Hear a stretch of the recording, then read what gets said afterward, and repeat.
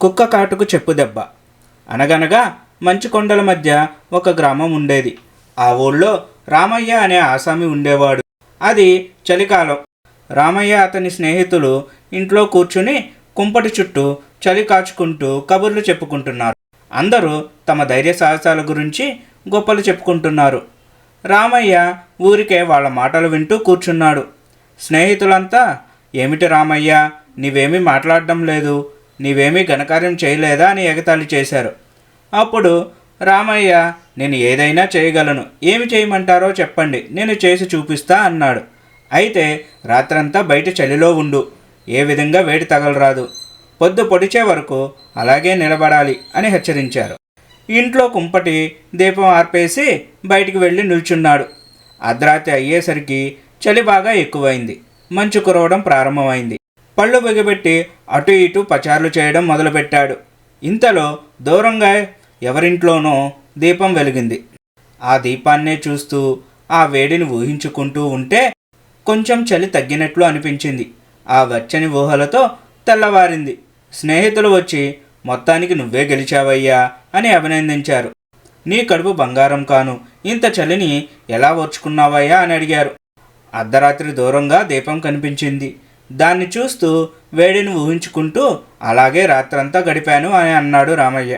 ఏ విధమైన వేడి ఉండకూడదు అని చెప్పాము కదా, నీవు ఆ దీపం వేడిని ఊహించుకున్నావు కాబట్టి నీవు పందెంలో ఓడిపోయినట్టే, నీవు మాకు విందు ఇవ్వాల్సిందే అని అందరూ పట్టుబట్టారు. ఎక్కడో దూరంగా ఉండే దీపపు వేడి చలిని ఎలా తగ్గిస్తుంది, ఇది అన్యాయం అని అరిచి మొత్తుకున్నా వాళ్ళు వినిపించుకోలేదు. విందు ఇవ్వాల్సిందే అని పట్టుబట్టారు. వాళ్ళు, సరే రేపు విందుకు ఏర్పాటు చెయ్యి అని చెప్పి వెళ్ళిపోయారు. ఏం చేయాలో దిక్కుతోచక గ్రామ న్యాయాధికారికి వద్దకు వెళ్ళి కథ అంతా చెప్పి నన్ను ఎలాగైనా కాపాడండి అని ఆయన్ని వేడుకున్నాడు. ఆయన అతనికి ఒక ఉపాయం చెప్పి ఇలా చేయమని చెప్పాడు. సరిగ్గా మధ్యాహ్నం సమయానికి స్నేహితులందరూ విందు భోజనం కోసం ఆకలితో నకనకలాడుతూ రామయ్య ఇంటికి చేరుకున్నారు.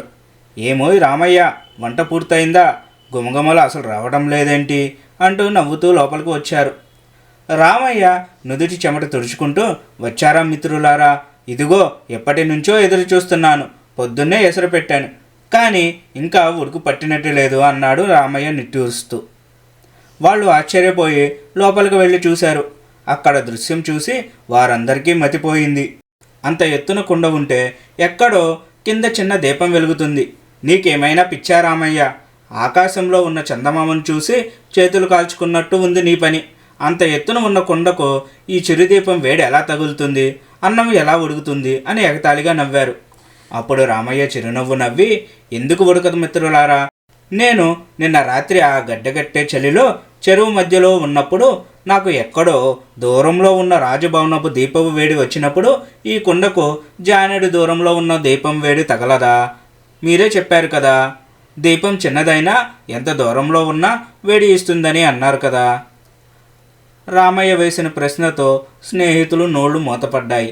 తాము చేసిన తప్పు, పంతం కోసం రామయ్యను పెట్టిన ఇబ్బంది గుర్తొచ్చి అందరూ సిగ్గుతో తలదించుకున్నారు. తమ ఓటమిని ఒప్పుకుంటూ వెంటనే రామయ్యను తీసుకువెళ్ళి కడుపు నిండా విందు భోజనం ఇప్పించి తమ పశ్చాత్తాపాన్ని చాటుకున్నారు. ఈ వీడియో మీకు నచ్చితే లైక్ చేయండి, షేర్ చేయండి, కామెంట్ చేయండి అండ్ సబ్స్క్రైబ్ చేసుకోండి. నెక్స్ట్ వీడియోలో కలుద్దాం.